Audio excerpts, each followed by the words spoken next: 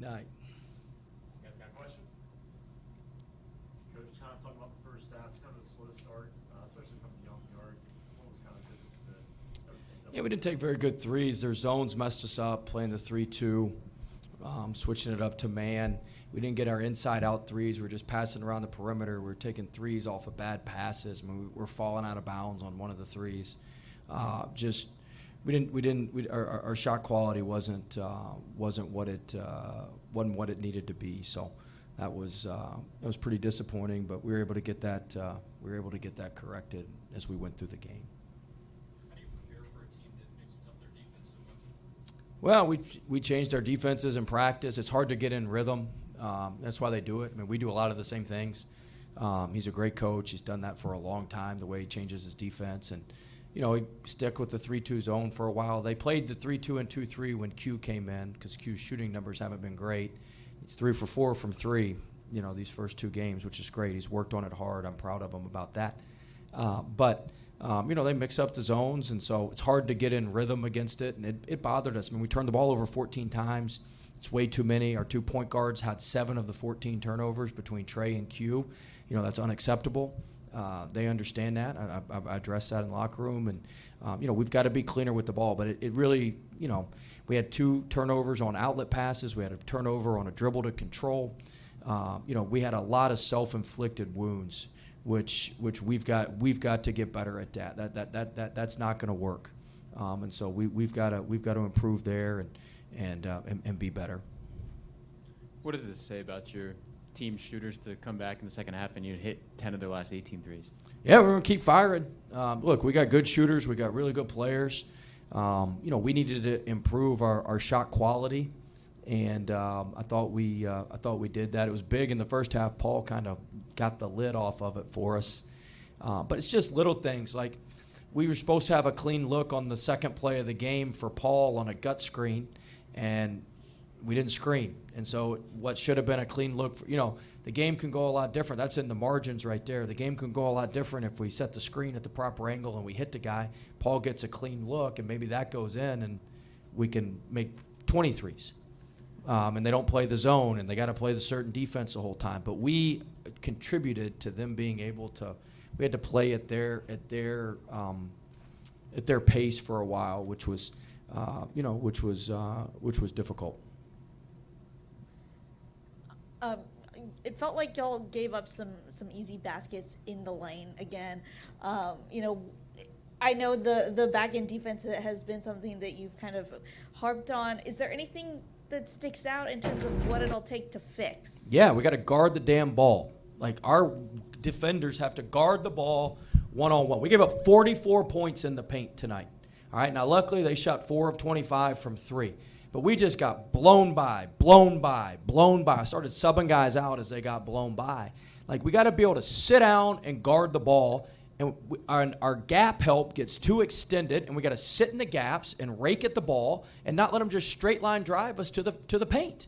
It was 44-44 in the paint. We did a good job, conversely, getting in the paint. But when they get in the paint, that's how they get 17 offensive rebounds. So our guards have to be able to guard the ball, and then our guards have to be able to rebound down. I mean, giving up 17 offensive rebounds, we didn't crack down with the guards. That's not going to work. That's not going to work either. But we've got to be able to guard the ball.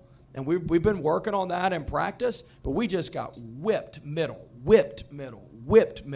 And other teams are going to see that and do that, and we can't give up that level of dribble penetration if we want to be a great team. And that's something that we're going to certainly have to improve on. And look, we gave up some stuff at the end of the press as well. I think, you know, I thought Musa was phenomenal tonight. I mean, he really saved us. Vin wasn't as aggressive after he got those fouls, and that hurt us at the end of the press. And I thought Musa was phenomenal. But, you know, we've got to be able to guard the ball one-on-one. At some point, you got to be able to sit down and guard the guy in front of you and keep his ass out of the paint. And if you can't do that, we got to go find somebody who can. And so we've got to be able to do that, and that is at the top, you know, it's at the top of the priority list. The turnovers, the rebounding, and being able to guard the ball one-on-one. Shot selection's a distant fourth, but those are at the top of the list. I thought our free throw shooting was good if we want to be positive. I've thought we've been a good free throw shooting team, but 18 of 22, 82%, really good. You mentioned Musa. You know, how much have you seen him grow these last 2 months just being on campus? Been awesome. You could tell he never has a bad day. He's always excited, and I was really proud of him. It's look, it's a massive amount of change.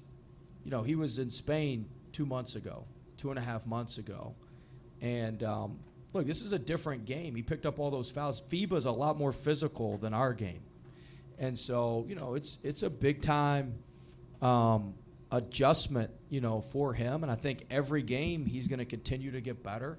And you know, he was great tonight. Did a great job protecting the rim for us. Did a great job rebounding it. Kept a lot of balls alive, and so really, really proud of him. And he's just going to keep improving and keep getting better. And you know, really, really excited about his growth and where he's going to be. You held him to 4 of 25 shooting from 3 tonight. Was that we've heard you talk in the past about getting the right guys to take those shots. Was that more of a bad shooting night for them, or do you? A little bit of both. I mean, look, you know, 15 missed some clean looks, and he's a really good three-point shooter. 4 is a good three-point shooter, but he shoots a ton off the bounce. So, you know, I think he was a little rattled after the air balls. But you know, some of it was us. Some of it was they just missed some open shots. 12 did a good job getting them going at the beginning and getting them in rhythm. But it was a combination of they just missed some open shots. And I thought our three-point defense was was solid. We had the right guys taking them a couple times. But sometimes they're going to make them, you know. Seems like the ball movement and the cohesion is really strong early for like a new group. What would you attribute that to? The guys said it just seems like that they have a close bunch and they do a lot together and it makes it easier.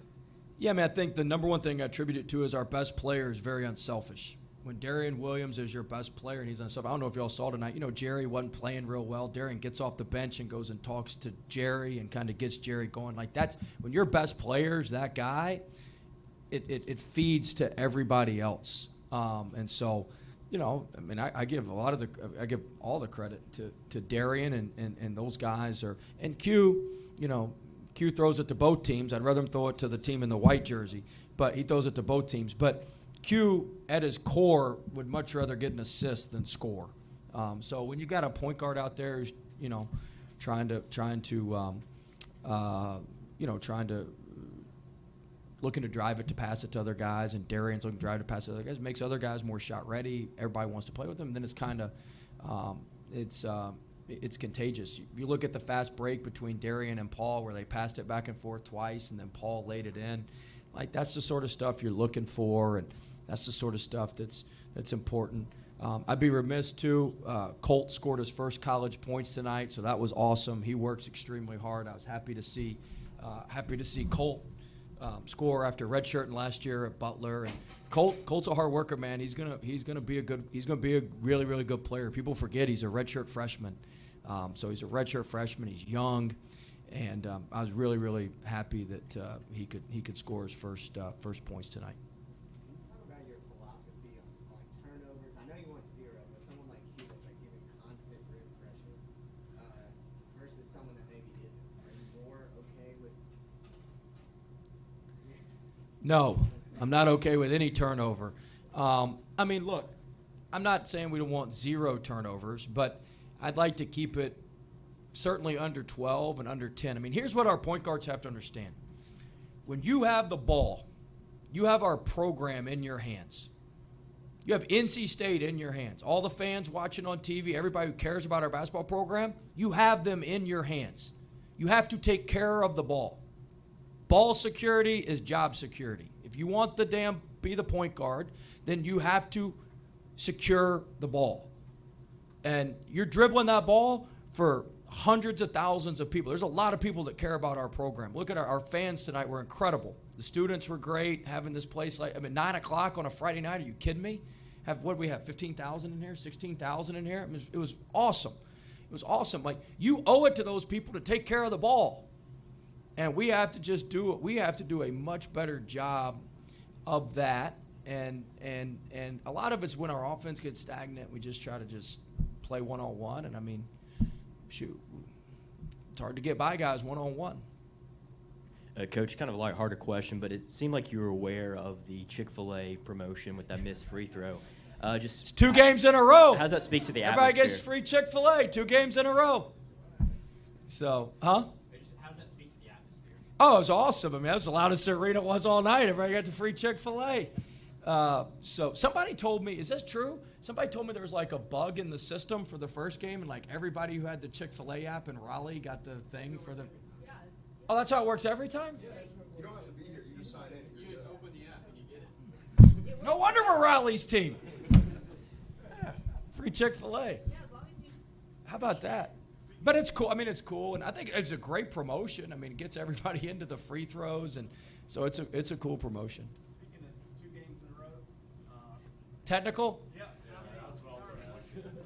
What's your streak that you're going for on that one? Hopefully this is it. I was not trying to get the technical today. I was not trying to get that.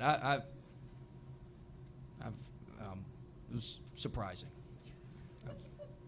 I'm going to have to adjust to, this is a little softer than I'm used to, so I'll have to adjust to that.